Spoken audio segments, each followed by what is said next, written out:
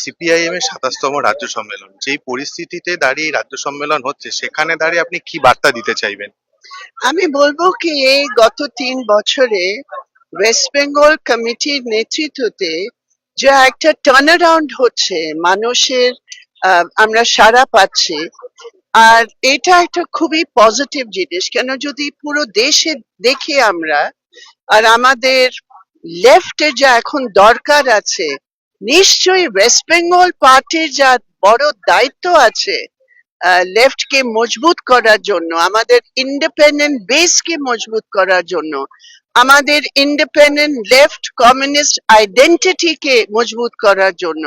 আর সেই ভিত্তিতে BJP RSS এর দিল্লিতে আর মমতা ব্যানার্জির টিএমসি বাংলায় একটা বিরাট চ্যালেঞ্জ, কেন দুদিকে একটা আক্রমণ আছে অ্যান্টি কমিউনিস্ট। তো সেখানে দাঁড়িয়ে যা মজবুতির সাথে আমরা চ্যালেঞ্জ নিয়ে আমরা বেরোবো, এটা আমার মনে হয় কনফারেন্স ওই মেসেজটা দেবে।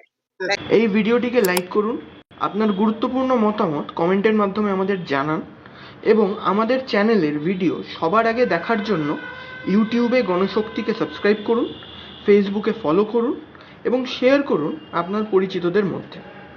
আমাদের চ্যানেলে আপলোড হওয়া ভিডিও নোটিফিকেশন পেতে বেল আইকনটি ক্লিক করতে ভুলবেন না।